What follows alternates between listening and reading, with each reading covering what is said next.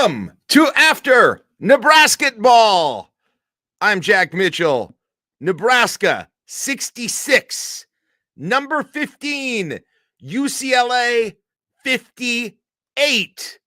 Nebraska continues its home winning streak, tying their longest ever at 20. Nebraska continues their Big Ten home winning streak. They've not suffered a loss at home since February 28th of 2023, and they do it again today in ugly fashion, if we're being totally honest, in very ugly fashion. But does anybody care right now? No, not whatsoever, because they got the win against UCLA. They are now at 2-1 in the Big Ten. They're going to be on the verge of being rated on Monday, and I'm ready to dig into it. I hope all of you are if you're on your way home from the game right now, hopefully you're being safe and not going to be dealing with weather problems. If you're already home like me, hopefully you got a beverage to celebrate, whatever it is, and you're ready to go. Kaleb Henry is going to join me live from Pinnacle Bank Arena here at any minute. I know he's been trying to get his article out after the game really quickly. Fred wrapped up pretty quick on the radio. Usually we wait until both of us are here to get started, but I know we had a lot of people waiting. We got 62 people joining us right now. That number is going to increase, and I did not want to keep you all waiting because I know you want to hear our thoughts about the game. And the first takeaway for me is Pinnacle Bank Arena has now become this under Fred Hoiberg, right? No matter what the game looks like, no matter who they're playing, it has become, the numbers don't lie, it has become one of the hardest places to play in the nation. Like, that's no longer hyperbolic, okay? Like, that is the number. You saw the streak. They put it up during the game. The only longer home winning streaks right now belong to defending national champion UConn, Iowa, Houston, and I'm forgetting one other one as well. I should have remembered all of them. There was one other team on that list, but they're all, those are all teams that who knows, right? Who knows? And they're 5-6 games ahead of Nebraska. So be proud, those of you who were there. You have created one of the best home field advantages in the nation, and Nebraska showed it again last night. We're going to get into a whole bunch of the things about the game itself, about that. Jacob Bigelow is out listening right now to Fred Hoiberg and the players, talking to them. He'll be joining us in a second. So settle in if you're stuck on I-180 and waiting. Turn up that heat, turn up the volume. If you're at home, get in front of the fire. We got a good game to talk about. Kaleb Henry joins me live now from Pinnacle Bank Arena. Kaleb, they did it again at PBA. I don't even quite know how. It didn't seem like they played all that well for huge chunks of the game. Right. But still, especially offensively, they get the win, 66-58. Your thoughts after this one? First of all, PBA was juiced. Like you're right. This is a place that teams come to die right now. And it's not just Nebraska has beaten a couple of teams over the last year or so. No, it's 20 straight home games. It is 12 consecutive Big Ten games at home. So it's not just beating Southern and holding on against Bethune-Cookman and catching North Florida after they were good. No, this is beating quality teams here. Multiple top 10 teams last year after that loss in February. And you're starting out, you're 2-0 in the Big Ten at home. This place was juiced. It wasn't all because of the Office theme, which I'm very happy they kind of went away from playing into that because the game was still tight late. Didn't do the clip of the game or whatever instead of the song of the game. I like that they made the decision. They went, no, let's play Sandstorm. Let's play something and get it loud and get the people pumping. And in this place stayed loud and stayed raucous, which is so weird, Jack, because everyone had to stay standing for the first 4 minutes of the game because Nebraska didn't score. Right. 7-0 UCLA run, 15-0 Nebraska run, 15-0 UCLA run, 7-0 Nebraska run. They exchanged baskets, were tied at halftime. Why did we even play the first 20 minutes? What the hell was that? But what a weird first half. Yeah. It is it is phenomenal to see what this place has become. This is, and I know, like Bob Devaney Sports Center for volleyball. Part of that is the volleyball team is competing for national championships every year. Nebraska men's basketball isn't doing that. But this place is a death trap for opponents to come in here and play. This is the environment that you want Memorial Stadium to turn into, whether or not the team is competing for a Big Ten title or a college football playoff spot. This is the type of environment you want all of your programs to have, and that's what they have here. I'll also let you know, Jack, Bigelow's computer died. So okay. he's actually on his way home. So it's you and me for the after Nebrasketball today. I did talk with him a little bit, and he said, "Holy crap, PBA is loud." Like you know, like we know it's loud, but then things happen, and you go, "Yeah, my ears are ringing in here right now." So it's always hard to tell from TV. Like you kind of think it probably is, and so I'm glad you said that, because I was wondering, and especially you had the deal where the students weren't there, at least in their regular seats, right? Other people had those seats. But that wasn't, the place wasn't any worse for the wear for that against Purdue last year. And it seems like that wasn't the case today either. No. And that was, and you got late into that game, and I got worried around the 8-minute mark because UCLA used a timeout and it came in just under the wire to where it didn't count as the media timeout. So they get their timeout. And then like 13 seconds later is the media timeout. And I was like, this place was jacked. And you felt the energy kind of go down a little bit. And then the play on the court just continued to keep everybody in it. And it stayed loud and it stayed jacked. And you had one of the louder in-game Husker power chants I've ever heard in this arena. Really? Like it was during one of the timeouts. And I know that's not all stuff that ends up being shown on Big Fox and being shown on TV, but this place was loud during breaks. This place was loud, obviously, during play. And you had long stretches of play, especially in the first half, where Nebraska wasn't scoring, and the crowd would get up on their feet and be like, no, we got to get back into this. Like there are sometimes that I will give a pass to the crowd and be like, it's a little bit of sleepy play. And so now you've got the crowd's a little sleepy. They don't have something to stand up and cheer for.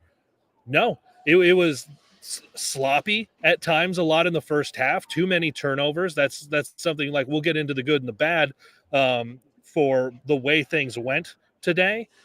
But the crowd, definitely the good, in that they did not let themselves get taken out of the game the way everything started.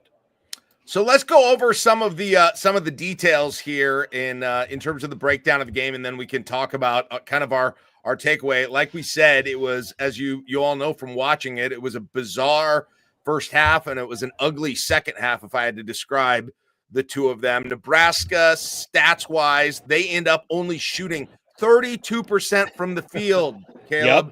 Yep. 32%, and they won, and almost won comfortably. Like, I mean, Raleigh Worcester hits one of those shots when they were trying to run time at the end, right? It doesn't even really get to, I don't know if it ever really did get to tense mode. Tim Brando felt like he was trying to talk it into existence, but it didn't happen. 32% from the field, 28% from three, but 25 for 29, 86% from the free throw line. And my, did those free throws come in big during that huge field goal drought that they went on to end the game, right? They never got another one.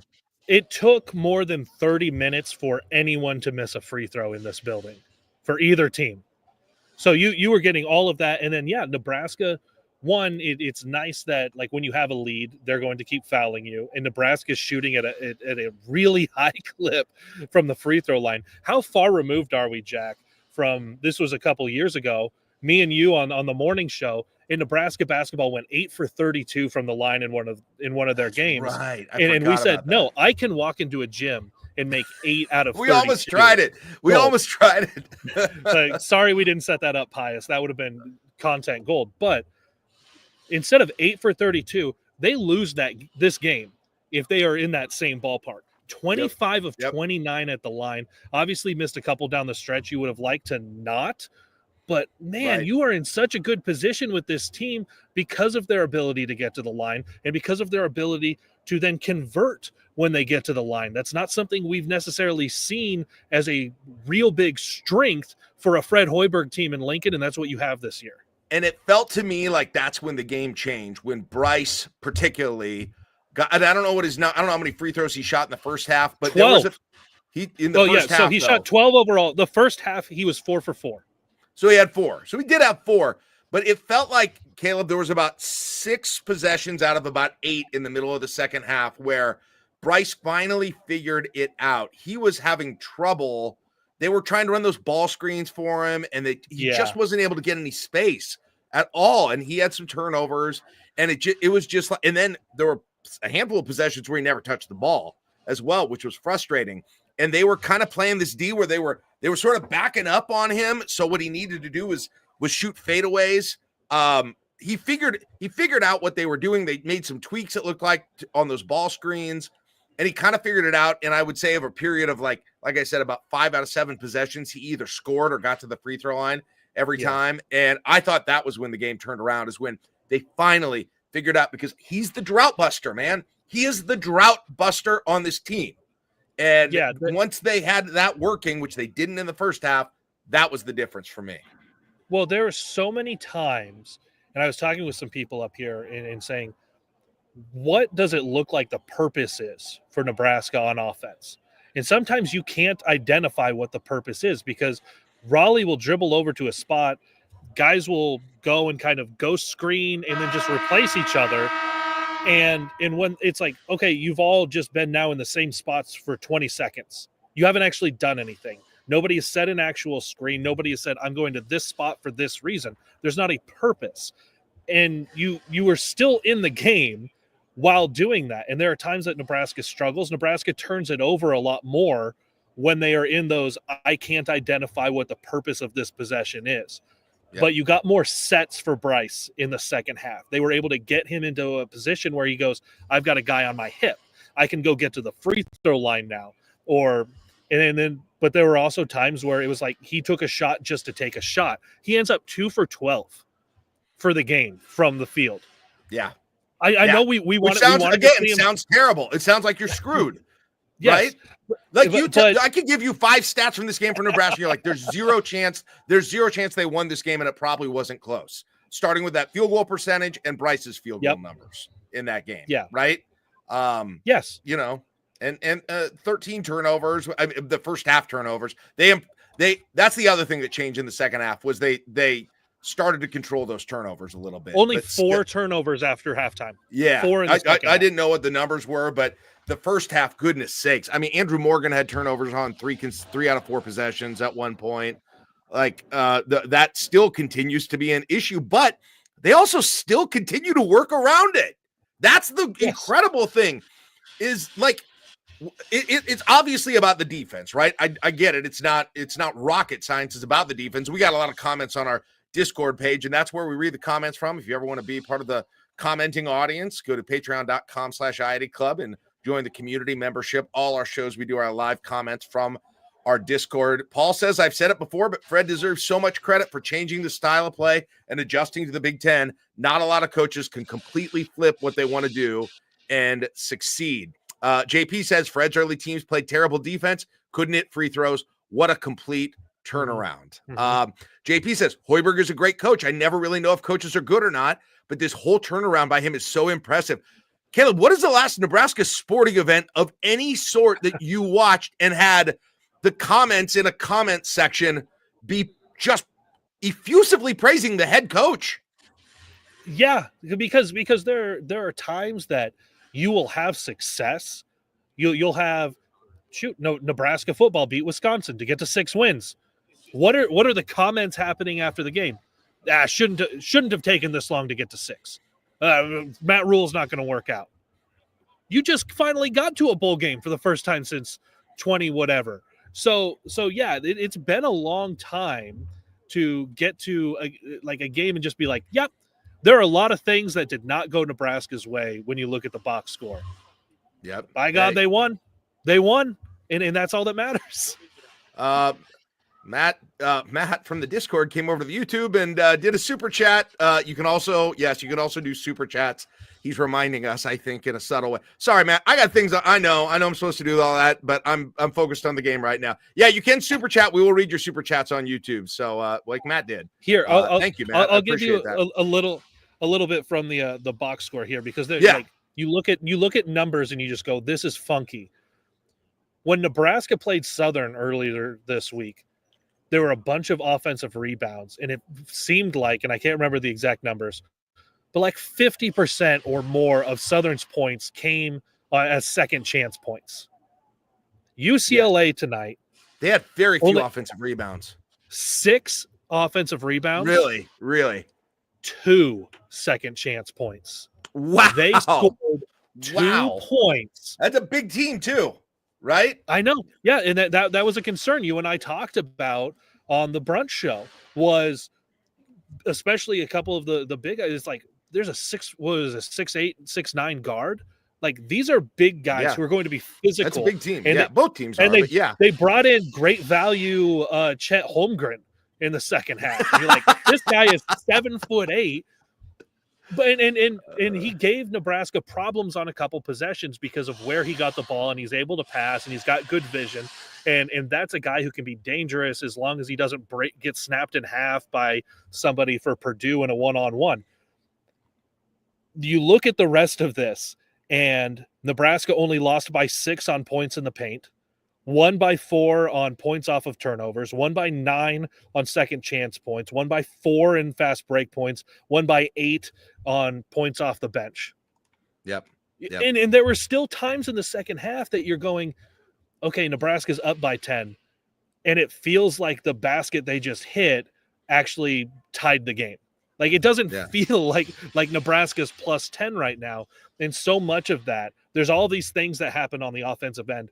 But what Nebraska did particularly well was things on the defensive end. Well, and you especially like that last minute where you had 3 guys block the ball off the backboard, and then you get a steal, and you're just shooting free throws, and you're not even giving them a chance to score. It was so nice to see that out of this team.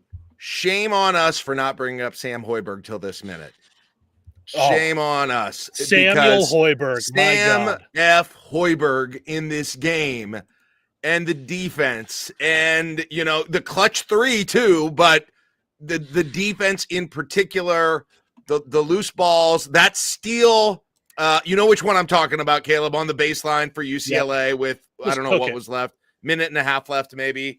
It was just it was unbelievable. His defense was so key in this game. He got a ton of minutes, it felt like, in this game as well. I'm looking at it right. Yeah, he got 22 minutes in this game. 22 minutes, and ended up having 3 steals, had 3 rebounds, 2 assists, and 7 points.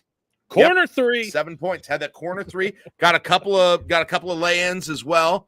And then a couple free throws as well. So here's to me, that steal was nice. The biggest play of the game for me that Sam Hoiberg made. Yes, right away he was diving on the floor. The steals, the rebound, getting tips on stuff. He got the pass to Andrew Morgan to spark that 5-0 run that gave Nebraska the lead for good. That was a great pass. Where you had, because you had that pass down the lane. He had 3 guys coming in on him. Sam was triple teamed essentially. And then Morgan got the pick 6. He got the steal and the and one going. And you're just like, okay, that was really good. That's such a good momentum play. And you look at the way the scoring went, and Nebraska, it never got tied again. Nebraska just pulled away and held the lead the rest of the way. Andrew Morgan is an enigma, man. Holy cow. What a wild. He is better offensively. Every game, he's better. I think he's better offensively than I give him credit for. Mm-hmm. But then I'll see him just get killed by a seal on defense, or just, or turn it over. Like it's all over the place. But let's talk about the positive now. That was a huge part of the game too. That was a huge boost. Yes. That little stretch you talked about there. He had that, and then he had the up and under on when he was coming back on the fast break. Mm-hmm. That was crazy. Like, and he that goes was wild. 4 at the line. He made all 4 4 for 4 at the line. Yep.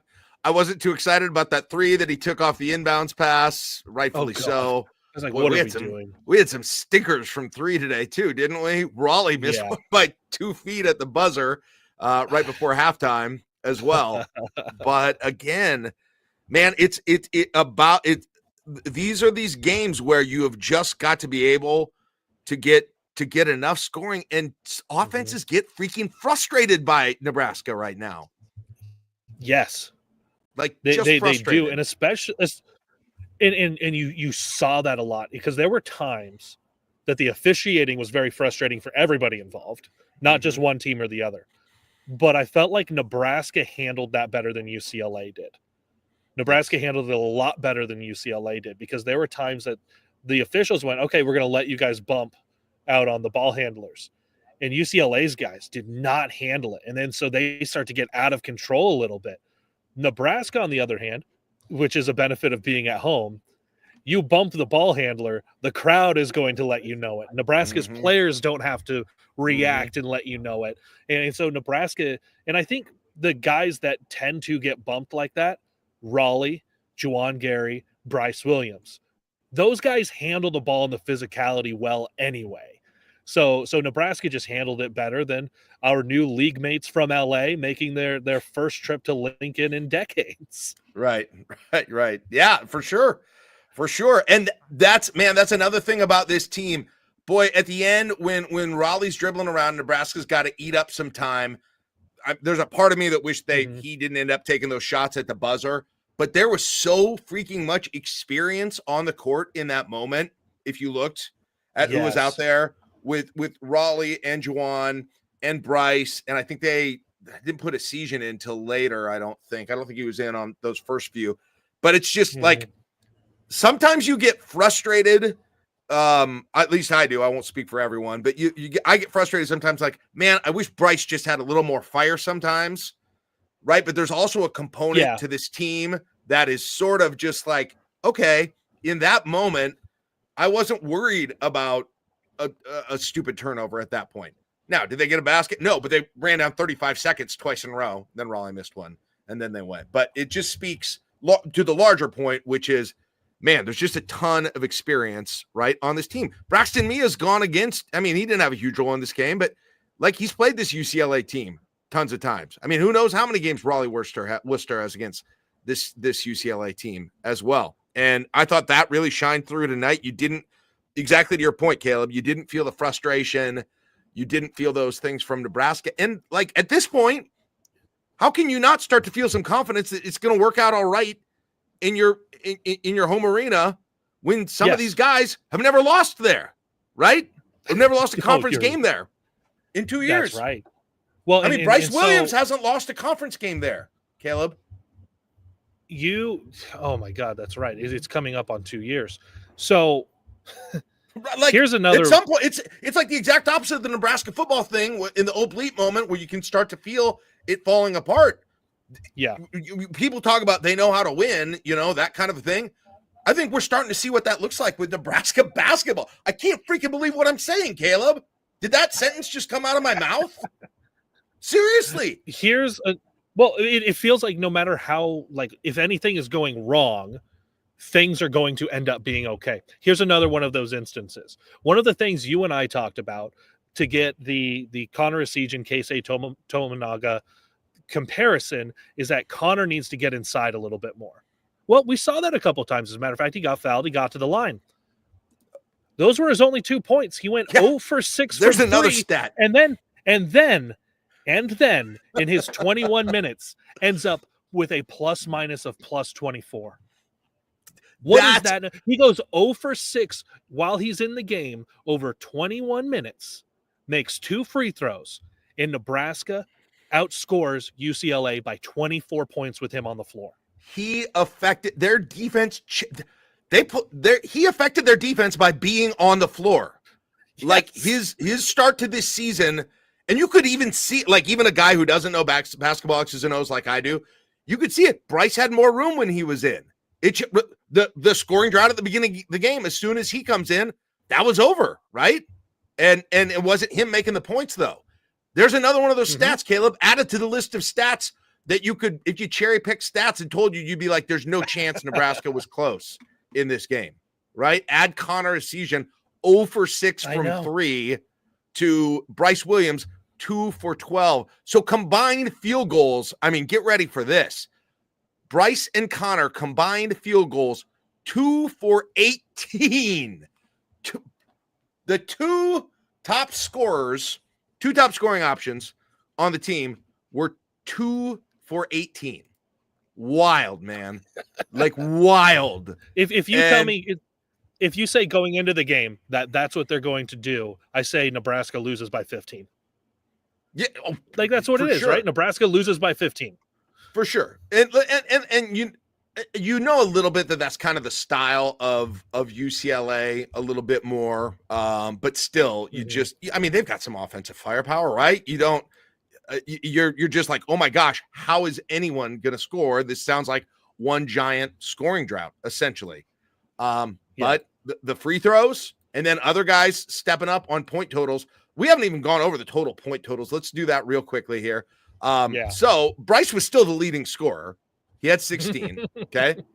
Then there was Andrew Morgan, had 12, a lot of key free throws, and he, by the way, 4 for 5 from the field, 4 for 4 free throws. Okay. The only shot he missed was that 3. Oh yeah. You're right. That's it. Raleigh Worcester, he, in first half, they had a couple of times where they couldn't do anything. And Raleigh put his head down and basically drove in Kaleb, did the Sam Griesel thing. And he got a couple of field goals like that. And he put the end put in some droughts by doing that. So he ends up in the game with double figures on that. And by the way, he again had a game with no turnovers. So Raleigh isn't the problem with the turnovers. Just to be clear, Raleigh isn't the turnover problem. The turnover, I haven't looked at them all. I'm going to guess Bryce had a few. Morgan had 5. Morgan had 5 of the 13. Berke had 3. And one of the things you and I had talked about was what is not the assist to turnover ratio, but the assist to field goals made. Mm-hmm. Made 17 field goals, assisted on 11 of them. You're over 50%. Over 50% again. It is just such a different team. It's such a different team. But the thing is, we've seen this team be wildly efficient offensively too, right? In some of these games, like they got again, and they were against lesser teams. But man, we saw them get close to triple digits. We've seen Essegian multiple times hit 50% from 3. We've seen the field goal percentage be up as well. So it's a little bit of versatility that it's just hard not to get excited about the way this team plays right now. And especially in a game like this, which we've said ad nauseum at this point, where it was just so uglied up that it never felt like the offense was doing what it needed to do to win the game. Juwan Gary, 3 for 7 field goals. Berke, 1 for 8. I mean, I can put together a wild stat for you, Kaleb.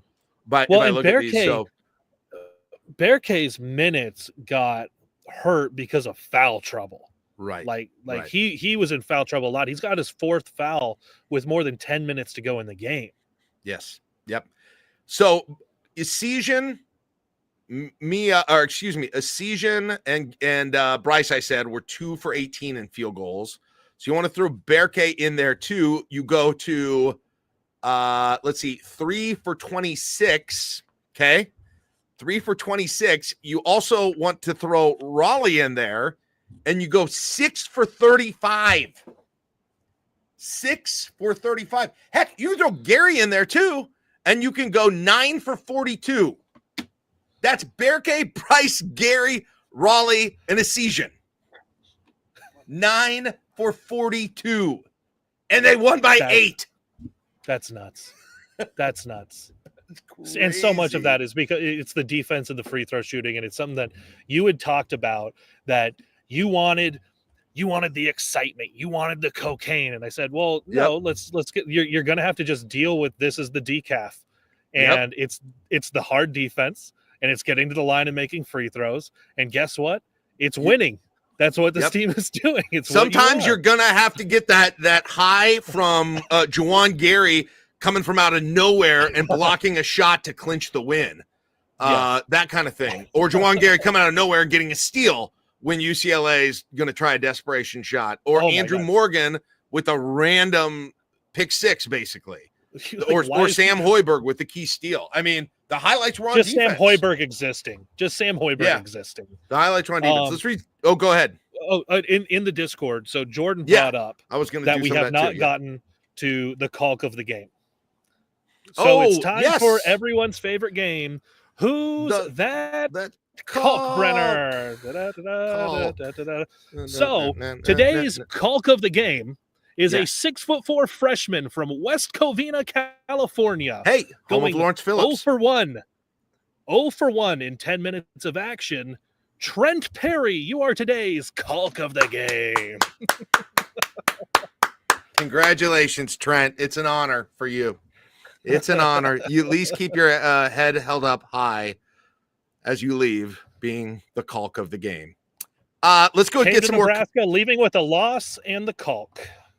D-Dub says the effort this team plays with is awesome on the Discord. And by the way, on the YouTube, if you want to, we're reading the chat from the Discord right now. If you want to chat, do a super chat. We will read all of your super chats in the YouTube. Bayman says about Hoiberg, he's done a hell of a job. I think that was about Hoiberg. Let's see. Josh says, guys, we're a good team and have the defense to win a few games in March. Nebrasketball Pod says it's hard for us to get used to, but since the K-State run that saved Fred's job 2 years ago, this is a pretty damn decent program. That's a great way to describe it. Yeah. Like it's where they are. C. Dasker says Sammy Hoiberg and Andrew M.F. Morgan were beasts today. Yep, for sure. Yeah. For sure. Morgan was the offense Nebraska needed, and Sam was the defense Nebraska needed. JPC says we have the most guys who don't look like they're good at basketball that are good at basketball. Yeah. Let's see. Any other ones? John Rothstein tweeted again, Pinnacle Bank Arena, where Big Ten teams go to die. That's great. That's great. Interesting question from Nebrasketball a little bit later. He says, can this defense travel to a real road environment? We'll find out Tuesday night against a good offensive team in Iowa. Well, and the next 2 games are on the road. Yeah. On the road for the next 2. Yeah, exactly. Jack, I've got to let you know that because the women's basketball team is at home tomorrow against Penn State, they are actually about to practice, and I am about to get kicked out. Okay. All right. Well, we will let you go then, Caleb, and I'll wrap things up. All right. Thanks for joining us, Caleb. Yeah. We'll talk to you later. Thanks, everybody. All right. There you go. So Caleb's gonna say goodbye, and I will wrap us here. Just a couple of other get a couple of other comments from the Discord here. Let's see. Josh says a team with no NCAA tournament win just beat a team with 11 national titles. Yeah. JP says, man, I'd really like to beat Iowa Tuesday. Pick up that road win early. Don't want us to go like last year with the up and down. And Fred talked about this after the game. He said that last year, right after they beat Purdue, they went to Iowa. I'd forgotten about this. They went to Iowa and they got beat pretty badly. I think Casey was having not a great night that night. And so after all that momentum of beating Purdue, that had happened. So they're going to have to try and avoid that. And we'll see, as Nebrasketball Pod had mentioned, like, is this defense going to travel? Are you going to have a lot more? You go back to that Michigan State game, and what was the problem then? Well, everything, but especially rebounding, tough defense inside, those sorts of things. Now that's UCLA is more of a team that's going to do that to you than Iowa is. So I think this goes a long way to sort of assuage some of the concerns that came up about big, tough teams against Nebraska. They didn't look at all like they did in that Michigan State game. Let's see. I-Formation says that block I was talking about with Gary was Giannis-like. Yeah. And let's see if we've got anything else here. BTM says we have insane depth. There's a lot of people talking about Fedoni. Yes, I know about Fedoni. Well, if you were a member of the I-80 Club, you knew about Fedoni quite a while ago, actually. Maybe you should join. And then Nebrasketball says, Jack, any change to the tourney meter? Oh, yeah, there'll be a change. I'm not I will tell you all, and if this is your first time joining our post-game show and you've never watched the Nebrasketball Brunch show, Caleb and I will come back on Friday for the Nebrasketball Brunch show. So we'll have the Iowa game to talk about. We do it every Friday at 11 a.m. It's free for everyone. Y'all can watch it. Just subscribe to the page. Make sure you subscribe to either the ID Club or Husker Max or both, preferably. Set alarms, but we're 11 o'clock on Friday, and every day we do that show. We update our NCAA tournament confidence meter. My last one was at 6.5. I was up from 5.5 after the Diamond Head Classic. Yeah, it'll be, obviously if they beat Iowa, it's up significantly. I don't know where yet, but I'm not going to tell you. I'm not going to make a decision on this until I see the Iowa game. I got to see that. But guys, if they beat Iowa, let's be honest, things are going to start to get weird. I don't think. Now, I'm bummed that I don't have Bigelow here with me now because he would definitely have some good takes on this, but I'll lean on you, the commenters, on this. I believe Nebraska has one vote in the AP poll right now. So that would put them, and I got to count real quick at what that would put them in. The AP is a bazillion pop-up ads. You're the worst. All right. 1, 2, 3, 4, 5, 6, 7, pardon me here. 8, 9, 10, 11, 12, 13, 14, 15, 16, 17, 18, 19, 20, 21. So Nebraska right now is in 46th place, according to the others receiving votes. I don't think this win alone is going to get them on in the top 25 before the Iowa game. I think you get both of them. And then you'll probably also have one. You'll have another game then over the weekend. So there'll be 2 games until the next one comes out. Just looking ahead at the schedule, and as Kaleb and I talked about, if you watch the brunch show, this first half of the schedule is definitely the more daunting half of the schedule of the rest of the conference schedule, right? 18 games, starting with this UCLA game. The first 9 are a lot more daunting.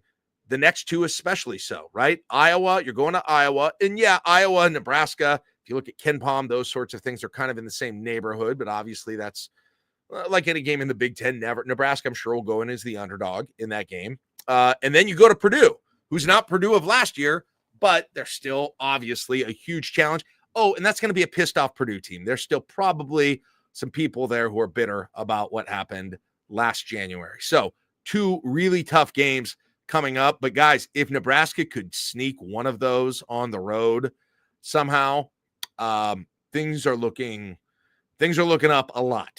It's very early. Things can change. Injuries happen, right? All of these things can change. But if Nebraska get one of those wins, that would be, I would say this, that's the best case scenario that I could have imagined for the beginning of the season, right? Is that fair? The 2 losses to St. Mary's and Michigan State, and then either Iowa and Purdue, but a win already at home against UCLA. You've got what the Creighton win, I think, is back up now to being a quad 1 win because I think they bumped up in the ratings after their recent wins, although they lost last night. The St. Mary's loss. Yeah, I would have taken that, absolutely taken it, and maybe the best I could have expected if they could pull off one of those wins. But the bottom line is you have got to hold. If you can continue to win out at home, right, that's great. But every time you lose a home game, you got to at least replace it with one road win every single time if you want to get in the tournament at this point. So those are my thoughts. Get a few more on the from the Discord because there are so many Discord comments right now. I haven't seen any super chats. So real quick here, Husker for MU says, I don't worry about Decision not scoring down low. We don't need him to do that. Frankly, he's not a big or strong enough to score efficiently down low. I tend to agree. I thought for sure he was going to make one at some. I can't believe he ended up 0 for. I thought there was one where the roof was going to come off if he made it there toward the end, and it was almost down. It rolled around, kind of did the toilet flush a little bit and didn't go down. I'm not worried about him. I think he was his percentage. He was really on fire coming into this game. So I wouldn't say I'm worried about that. Stibb says start to get weird. LOL. Yeah, that's true. He says Purdue isn't the power it's been the past 2 years. Yeah, I think I said those exact words almost. So yes, for sure. And then Alex says go another hour, Jack. Hey, as long as you guys keep giving me comments and things to talk to, we still got 130 people watching. So yeah, that would be I'm glad to go. So I see the YouTube comment is arguing about live chats and Discords and those sorts of things. But we got a ton of it. So yeah, Matt says, I think this team actually has fun playing great defense. It makes me think they'll keep it up all season. Yeah, I mean, at some point you kind of take some pride in that, and that becomes a bit of a definition of who you are. But you got teams who are going to really test you, right? And the defense was really good at times last year until it wasn't at the end of the year. I don't have to – I mean, you get a player like Terrence Shannon on the floor last year in the Big Ten tournament, and then all of a sudden – right? You didn't have anybody who could guard him. You didn't have the rim protectors you needed. Now, hopefully you've got that this year with Mia. It's still interesting. Mia's kind of a fascinating. He's still the starter, right? But I'm going to look and see how many minutes he got in this game. Like, he's not, even when you had Berke and Juwan, but primarily Berke in some foul trouble, you still didn't see a whole lot of Mia in this game. I'm getting over to the box score, so bear with me here for just a second. Mia ended up in this game he played 15 minutes. He played more than I thought he did. Ended up having 5 rebounds. Had 1 field goal, so didn't really fill up the stat sheet at all. But I think he was part of the defensive effort. Honestly, at the end when Morgan was having trouble with the interior defense, I kind of wanted them to put Mia in offense defense rotation. So that would be something that I was kind of hoping to see there as well. I-Formation said Mia was on the ground about 5 times today. Yeah, he was. He hit the ground a lot of time. Jab says, is 20 still the regular marker for wins to get in? If so, we're only 8 away. So I said this on the show on Friday. My thought is if they get 20, if we're talking just regular season, I will be 20 is kind of what, I don't think it's 100% at 20, but 20 is where you don't feel super, you're still going to feel stressed. So that's not a good way to say it. 20 is a big, 19 you feel very stressed. 20 you feel like it's over 50%. That's the number. I think that's the minimum number that I want them to be at the end of the regular season, right? And so to get there, you go 500 the rest of the way. Well, before this game, 500 the rest of the way. So now you've got to get let's see. I got to make sure I have their record right in my head right now. They are, you can get it to me. Let's see here. They're 12-2 after today. So 8 more wins. 8 more wins in 17 games. So yeah, 8-9 the rest of the way would get them to 20. And that would be, I mean, that's what I said earlier. It would be holding court at home, essentially. If you held court at home, that would get you to 20 wins. I don't think you want to do it that way. I think you need to have some road wins on your resume, but just kind of give you an idea what that looks like for sure. Let's see. Alex says the defense looks so elite in person. The rotations are just so good. Yeah. I mean, that defense looks exhausting to play in. All of the friggin' scrambling, man, all of the communication, all of the rotations, all of that. And a couple of times UCLA kind of got down the court quickly. Nebraska didn't have a chance to get set up, and that was when they had their best possessions, I thought. And Alex says really the only time they had something going is when 12 decided he wanted to try and join the And One mixtape tour. Then he was flopping. That was impressive when he did the little dribble right in between those guys and then went up against Ulis and did the sort of bring the ball all the way down. That was nice. Let's see. Other things. Yeah. Husker for MU says having no wins would leave me very nervous. Yeah, that's what I think so too. I think you probably need to have some road wins, and so if you get to 20, you probably prefer that you get to 20 through some of them being road wins. Although at this point I wouldn't. I mean, you look at the rest of the home schedule at this point, Nebraska was favored in this game, by the way, guys, in Vegas. Nebraska was the favorite against 15th ranked UCLA. Now, is that about who Nebraska is this year? Is that about starting to really realize that it's super difficult to win at Pinnacle Bank Arena? It's probably a combination of those for Nebraska. But looking at the rest of the home schedule, you wonder if they don't lose at home, will they be underdogs at home? Probably there will be an underdog against Illinois. So the home schedule, I'll go in order at least. They've got Rutgers at home. They've got USC at home. Those, I mean, at this point, guys, I don't think it's a stretch at all to say those are must. You got to win those games. You should win those games at home. Then Illinois, and that's the next biggest home game of the year. That's the next biggest game of the year. That's a Thursday night, I believe, at 7:30 primetime Pinnacle Bank Arena, weeknight game. That should be a great atmosphere for that game as well. You got Ohio State coming in on a Sunday afternoon for the next home game, February 9th. You got Maryland coming in for another one of those Thursday night games at 7:30, February 13th. Then you got to go all the way down to February 24th. Michigan comes in. That'll be another huge one. That's a 7 o'clock on February 24th. So I think that's like a Monday night. That's a weird night. I only have the date, not the day of the week. And then you finish off with Minnesota on a Sunday. That's a Saturday afternoon. And then Iowa, sleepy Sunday morning at 11:30 against Iowa, but it probably won't be that sleepy in there at that point. So that's the rest. That is the rest of the home schedule. So, yeah, I mean, Illinois and Michigan are the big challenges there. Boy, it would be something if they could keep that winning streak going at home. Nebraska now at 20. I said this at the beginning of the show. Nebraska with 20 straight home wins. That ties their longest ever streak. 20 ever home wins ties their longest ever streak. So you get one more, and they're going to have their longest ever home winning streak right now. This is unprecedented territory for home success, which is crazy. And they put up the graphic. I also said this at the beginning, but I know we have some new people in now. Nebraska now has the 5th longest home winning streak in the nation. It's wild. 5th longest home winning streak in the nation. Or there were 5 teams ahead of them. Maybe I said that wrong. It was the 6th. And among them, I don't remember all of them, but it was UConn, Houston, Iowa State. I remember those 3 were in it for sure.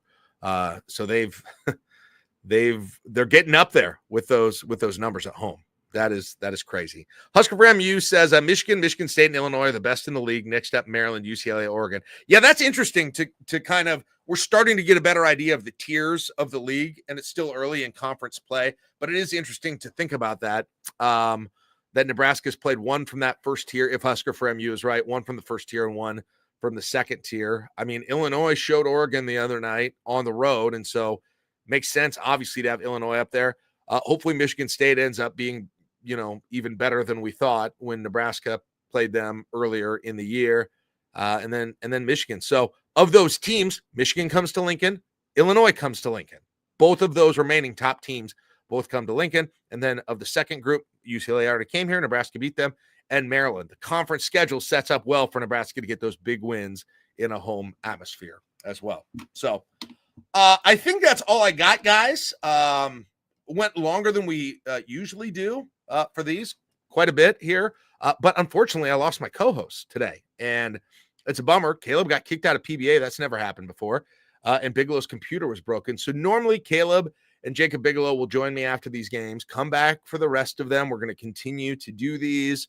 And it's always awesome to get Bigelow's input too. So he'll be here regularly with me on After Nebrasketball. That's the post game that we do every week, or after every game. And then every week we do Nebrasketball Brunch, and that's the regular Friday 11 a.m. show that Kaleb and I do, where we give our NCAA tournament confidence meter. We look at the week that was, we look ahead, we discuss all of the thoughts that we've got on Nebraska basketball. And so make sure and join us if you enjoyed this show, and we will get you ready for that Purdue game coming up the following weekend. So thanks so much for joining us, everybody. If you liked this, subscribe to the YouTube pages for the I-80 Club and Husker Max. If you want more of what we're doing, or you want to be a part of the Discord that's making the comments, a really cool, non-toxic, fun community. Everybody who joins it pretty much is like, man, this has replaced Twitter for me. This has replaced message boards for me. It's so cool. You can be a part of that too. Go to patreon.com/I-80 Club and join the community tier if you want to do that. We got a whole bunch more content coming up as well that we look forward to bringing to you too. So thank you so much for your time, guys. I'm going to go start making some soup like everyone else in Lincoln and see what it's doing outside. Have a safe drive home if you are still driving, and we will see you next time here on Husker Max and the I-80 Club. Thanks so much for joining, everyone. GBR Tuesday night against Iowa. Once again, for After Nebrasketball. That will be about 9:30. That's a 7:30 game. Sorry, I was trying to end the show, but I do want to look at the time for that. Yeah, that is a 7 o'clock game, it looks like. So we'll be on about 9:15, 9:30 on Tuesday night after that game ends, about 15 minutes after the game ends. All right, that's it, everybody. Have a good one. Bye-bye.